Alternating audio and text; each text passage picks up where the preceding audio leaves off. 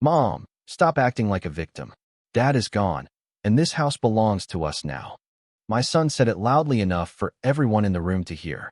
The conversation died instantly. Forks stopped moving. Coffee cups froze halfway to waiting lips.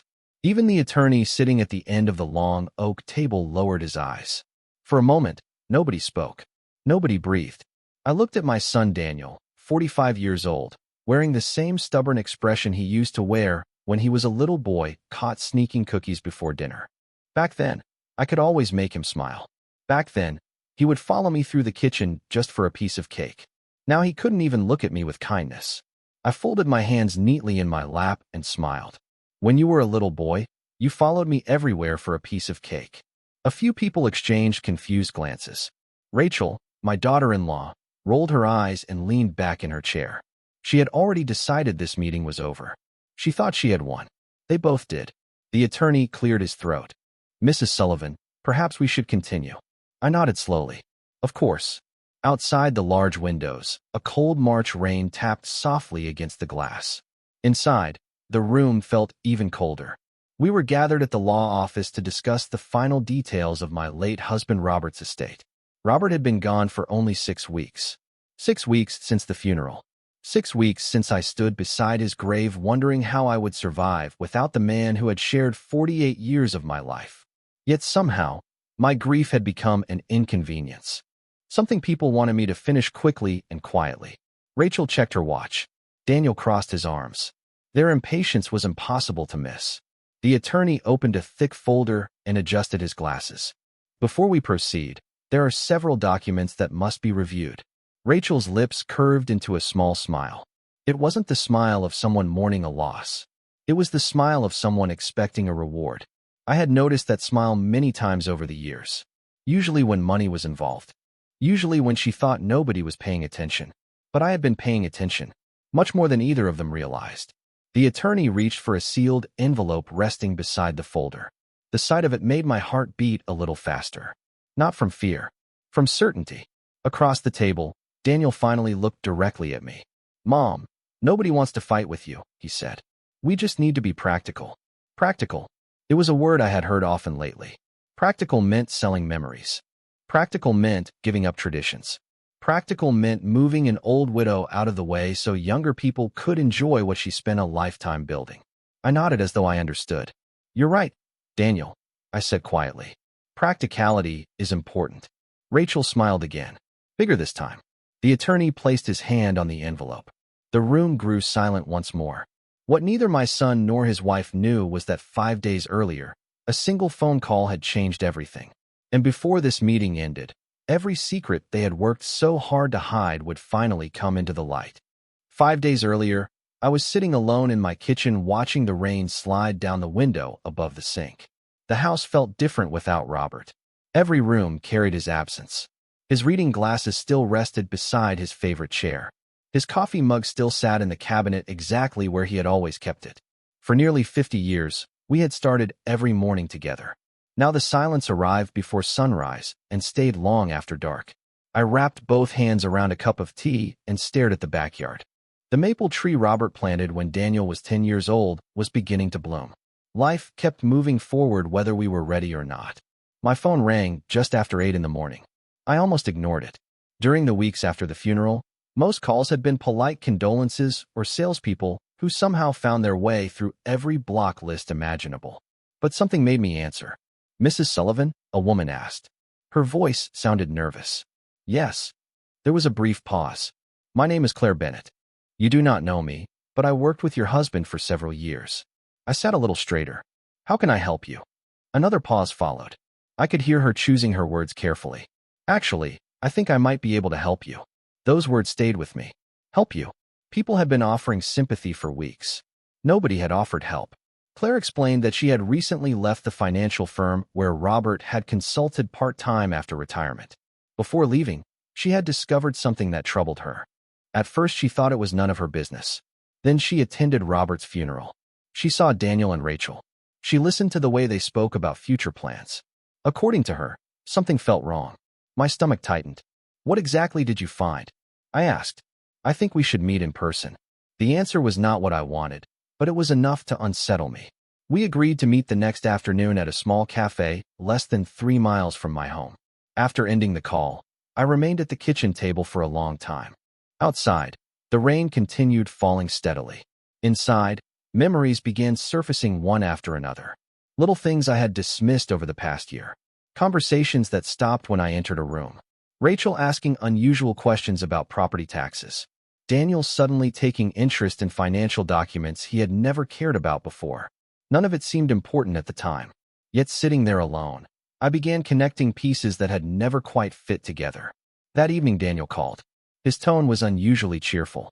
He wanted to confirm the family meeting at the attorney's office scheduled for the following week. Rachel was apparently organizing lunch afterward. Everything sounded planned. Too planned. As I listened, a strange feeling settled over me. For the first time since Robert passed away, I stopped wondering what life was taking from me and started wondering what someone might be trying to hide. The next afternoon, I arrived at the cafe 15 minutes early. It sat on the corner of a quiet shopping plaza about 2 miles from my neighborhood. The place smelled like fresh coffee and cinnamon pastries. Normally, it would have reminded me of mornings with Robert, but that day my mind was somewhere else entirely. I chose a table near the window and watched people hurry past beneath gray skies. At exactly 1 o'clock, a woman in her early 40s stepped through the door. She looked around nervously before walking toward me. "Mrs. Sullivan?" she asked. I nodded. "Claire." She smiled politely and sat down. For a few moments, neither of us spoke. Then she reached into her handbag and placed a thick envelope on the table. My eyes immediately dropped to it. "I debated whether to do this," she said quietly. "But your husband was always kind to me." I could not ignore what I found. I felt my pulse quicken. "What exactly did you find?" Claire took a slow breath. "Over the past year, several requests were made for information regarding your family's assets. Property records, trust documents, insurance information, retirement accounts." I frowned. "That does not sound unusual."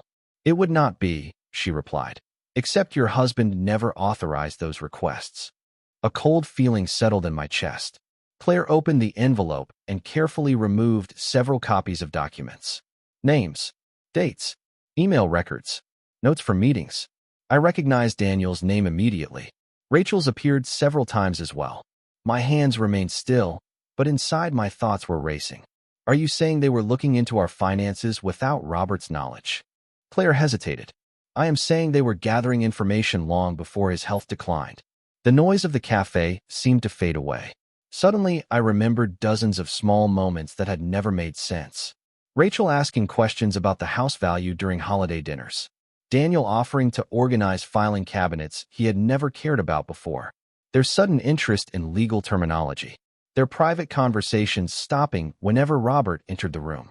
At the time, I assumed they were trying to help. Now I was no longer sure. Claire slid another document toward me. This was what concerned me most. I studied the page. It was a note summarizing a meeting from nearly 8 months earlier.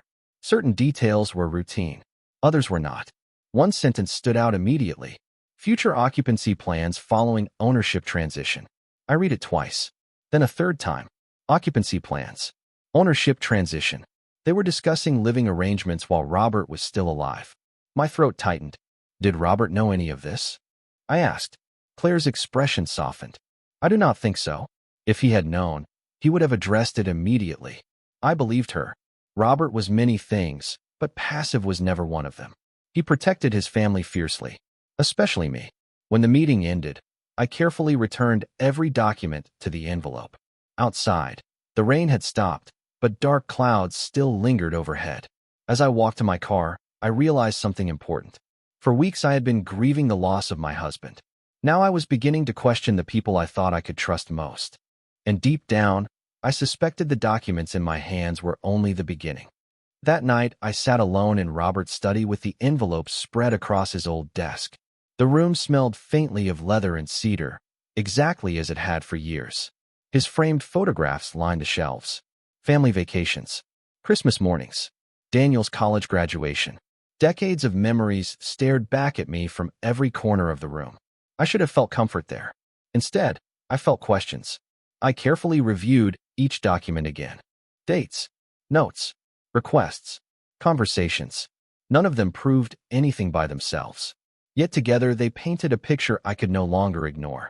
Around 9 o'clock, my eyes drifted toward a photograph taken nearly 20 years earlier. Daniel was standing between Robert and me at a county fair.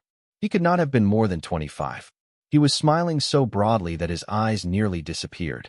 Looking at that picture brought back memories I had not visited in years. Daniel had been a good son. Not perfect. No child ever is. But he had been kind, thoughtful. The sort of young man who called his mother on Sunday afternoons just to ask how her week had gone.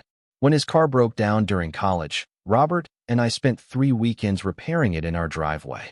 When he wanted to start his first business, we took out a small loan against our savings to help him. We never considered it a sacrifice.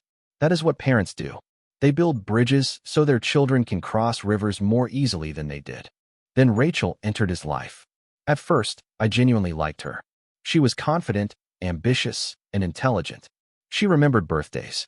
She brought flowers when she visited. She always knew the right thing to say. Looking back, that might have been the first sign. She always knew exactly what people wanted to hear. Over the years, subtle changes appeared. Family dinners became less frequent. Holidays became complicated negotiations. Robert noticed it before I did. One evening after Thanksgiving, he stood at the kitchen sink drying dishes and said something I never forgot. "Rachel is always measuring something." I laughed at the time. Measuring what? He shrugged. People. Opportunities. Advantages. I cannot explain it. I dismissed the comment. Now those words echoed through my mind. Around 10 o'clock, I opened a drawer and found one of Robert's notebooks. He kept dozens of them. Most contained harmless things. Grocery lists. Home projects. Reminders. As I flipped through the pages, a folded sheet of paper slipped out and landed on the desk. I unfolded it carefully. It was a handwritten note in Robert's unmistakable handwriting. The message was brief. If anything ever feels wrong, trust your instincts. Verify everything. Protect yourself first. I stared at those words for a long time. Perhaps he wrote them after a business meeting. Perhaps they referred to something entirely unrelated. Yet in that moment, they felt personal, almost as if he were speaking directly to me. Outside, the wind rattled the branches of the maple tree. Inside, the house felt quieter than ever. For the first time since the funeral, I stopped viewing myself as a grieving widow trying to hold her family together. I began seeing myself as someone who needed answers. And deep down, I suspected those answers were waiting much closer to home than I wanted to believe. The following morning, I tried to focus on ordinary things. I watered the plants on the back porch. I folded laundry. I organized a kitchen drawer that had not needed organizing. None of it helped. My thoughts kept returning to the documents Claire had shown me and to the questions they raised. Around noon, my doorbell rang. I was not expecting anyone. When I opened the door, I found my granddaughter Emma standing on the porch. At 18, she had Robert's calm eyes and his habit of studying a room before speaking. She stepped inside carrying a backpack and a concerned expression. "Grandma, are you busy?" she asked. "Never too busy for you." She smiled faintly, but something was bothering her. We sat together at the kitchen table where I had shared thousands of meals with Robert over the years. For several moments, Emma traced circles on the surface of her coffee mug without saying a word. Finally, she looked up. "I need to tell you something." My stomach tightened immediately. Over the past few days, I had learned to pay attention whenever someone began a conversation that way. "What is it?" Emma hesitated. I was not sure if I should say anything. Her voice dropped lower. "But Grandpa always told me that silence helps the wrong people." I felt a lump form in my throat. That sounded exactly like something Robert would have said. Emma took a deep breath.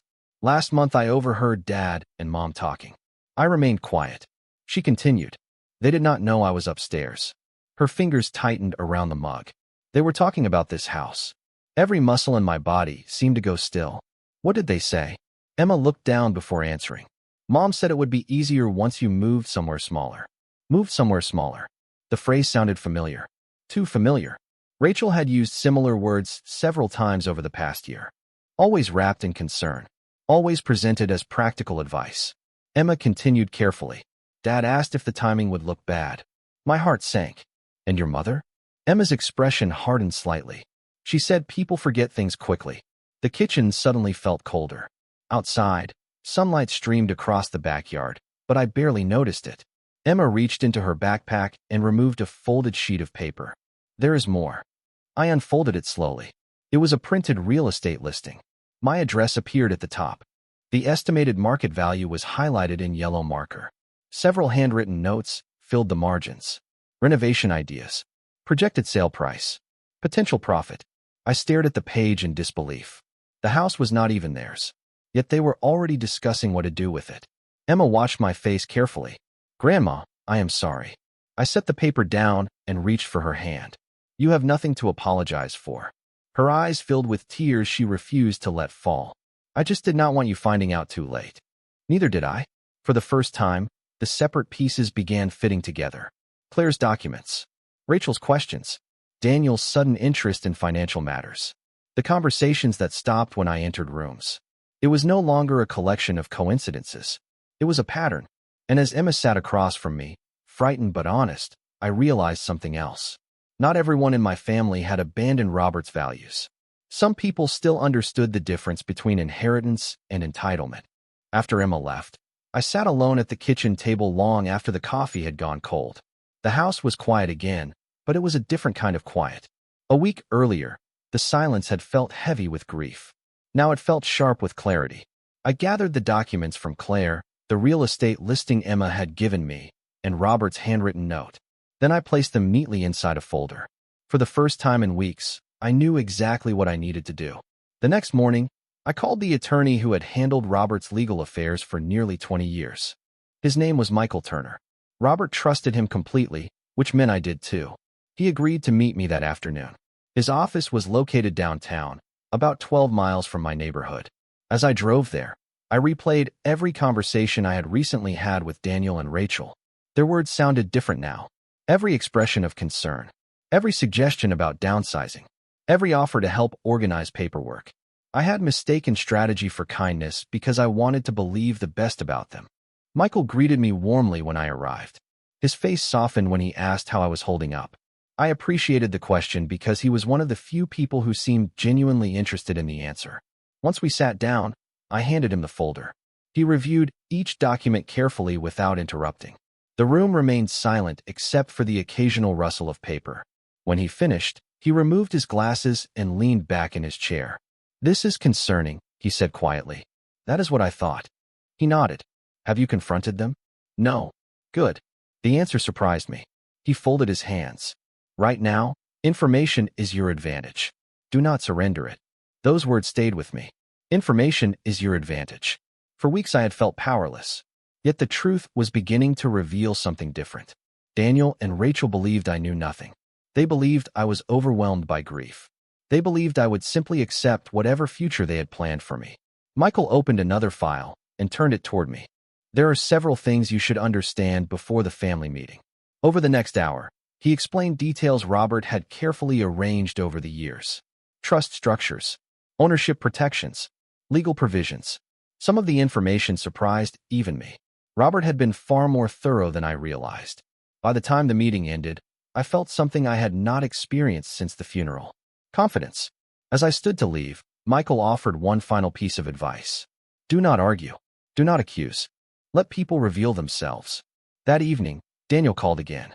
His voice sounded cheerful. Rachel was apparently planning a family lunch after the attorney meeting. She wanted everyone together to celebrate moving forward. I listened politely. I thanked him for calling. I wished him a pleasant evening. Then I hung up and looked out the window at the maple tree swaying gently in the wind. For the first time, I stopped wondering what would happen at the meeting. I already knew one thing with certainty. Not everyone in that room would be leaving with what they expected. The morning of the meeting arrived with clear skies and unusually warm weather for early spring. Sunlight filled the kitchen as I prepared breakfast, but I barely tasted any of it. Across town, Daniel and Rachel were almost certainly preparing as well. The difference was that they were looking forward to the day. I was preparing for the truth. By 10 o'clock, I was dressed and ready to leave. Before walking out the door, I paused in Robert's study. His photograph sat on the bookshelf beside the window. I smiled softly. "You were right," I whispered. "People always reveal themselves eventually." Then I picked up my purse and left. The attorney's office was already busy when I arrived. Daniel and Rachel were waiting in the conference room. Rachel greeted me with exaggerated warmth. "Margaret, you look wonderful." Her smile appeared perfect, practiced, polished. I thanked her and took my seat. Daniel offered me coffee. He had not offered me coffee in months. The sudden attention would have felt touching if I did not understand the reason behind it. They were performing kindness because an audience was present. As people gradually filled the room, I noticed something interesting. Rachel seemed unusually confident. She spoke about future renovations, new schools in the area, property values, neighborhood improvements. She never directly mentioned my home, but she constantly circled back to subjects connected to it. Daniel mostly listened and nodded. Occasionally, he added a comment about family stability or planning ahead. Every word sounded reasonable on the surface, yet beneath it all was a quiet assumption. They already believed the future belonged to them. The meeting had not even begun, and they were discussing life after the outcome they expected. I remained silent. Michael's advice echoed in my mind. Let people reveal themselves. So I watched. Rachel checked her phone repeatedly. Daniel glanced toward the attorney's office every few minutes. Their anticipation was impossible to hide. Then Emma arrived. She entered quietly and sat beside me. Rachel's smile faded slightly. Not much, just enough for me to notice. Emma reached for my hand beneath the table and squeezed gently. The simple gesture gave me more comfort than any speech could have. A few minutes later, Michael entered carrying several folders. The room immediately fell silent. Everyone took their seats. Rachel straightened in her chair. Daniel folded his hands together. Michael greeted the family and reviewed several routine matters first. Tax questions, administrative details, formal procedures. Rachel's patience visibly thinned with every passing minute. She wanted the important part. She wanted confirmation that everything was unfolding exactly as she expected. Finally, Michael opened a folder and adjusted his glasses. The room became perfectly still. I glanced across the table. Rachel was smiling again. Daniel looked relieved. Neither of them noticed the calm expression on my face. Neither of them realized that the confidence they felt was built upon assumptions. And assumptions have a way of collapsing when they encounter facts. Michael turned a page and began reading details from Robert's estate documents in a calm, measured voice. At first, everything sounded ordinary. There were charitable donations Robert had arranged years earlier. There were provisions for family keepsakes, personal belongings, and several accounts designated for future educational expenses. Rachel listened politely, though I could see impatience building behind her smile. She wanted the conversation to reach the house. Daniel was no different.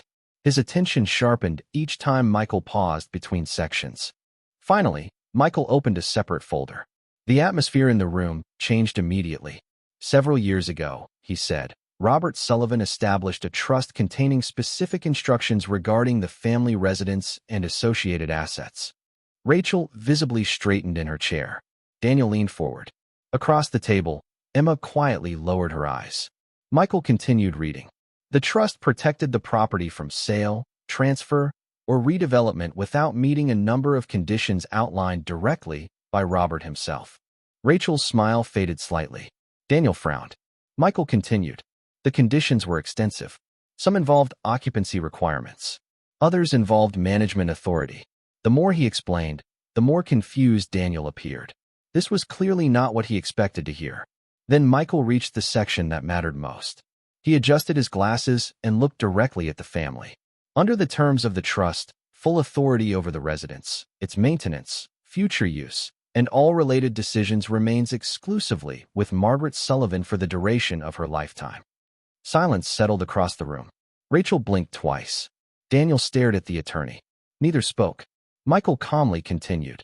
The trust further specified that no beneficiary could obtain ownership rights through pressure, relocation efforts, financial influence, or attempts to alter Margaret Sullivan's living arrangements against her wishes. My eyes moved toward Rachel. Her expression had become completely still. The confidence she carried into the room was beginning to disappear. Daniel cleared his throat. I do not understand. Michael nodded. There is more. He opened another document. Robert also included a character clause. The words immediately caught everyone's attention. Even I had not known the full details until my meeting with Michael. He continued reading. Any beneficiary found attempting to manipulate, pressure, misrepresent, or improperly influence decisions concerning Margaret's housing, finances, or legal affairs could face immediate reduction or removal of inheritance rights at the trustee's discretion. Nobody moved. Nobody spoke. The room felt smaller with every sentence. Rachel finally found her voice. Surely that is open to interpretation. Michael looked at her calmly. Not particularly. He lifted a folder from beside him. A familiar folder. The same folder containing documents, records, and statements gathered over recent days. Rachel's face lost what little color remained.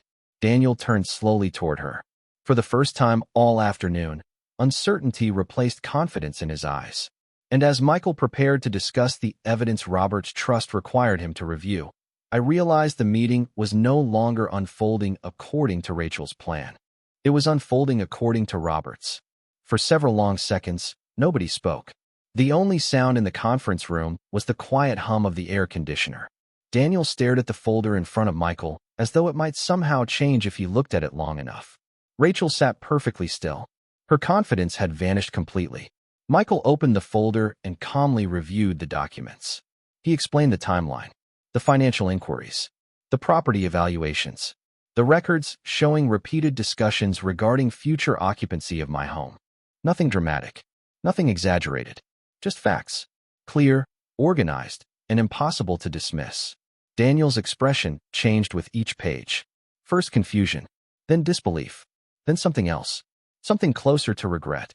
He turned toward Rachel several times as though expecting an explanation that never came.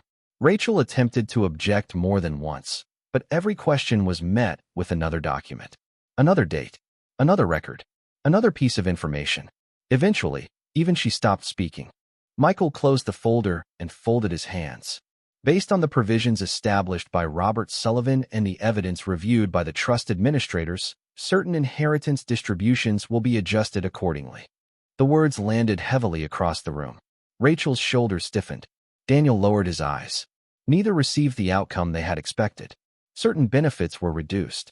Certain privileges were removed.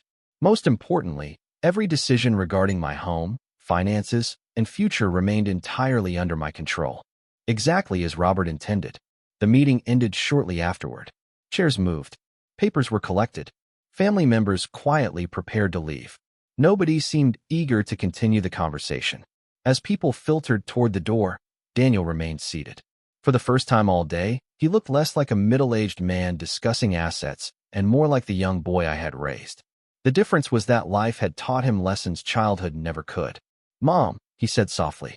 I looked at him. His voice cracked slightly. I should have listened more. I studied his face for a moment. There was sadness there. Confusion too. But most of all, there was the realization that some mistakes cannot be undone simply because we wish they could. I nodded slowly. Your father spent his life building things that mattered. Daniel lowered his head. I know. The house was never the most important thing he left behind. He swallowed hard. Across the room, Emma stood quietly near the doorway. Rachel waited beside her, unusually silent. Nobody interrupted. Nobody argued. I gathered my purse and stood. Then I looked at my son one last time. When you were young, you followed me because you trusted me. The room became completely still.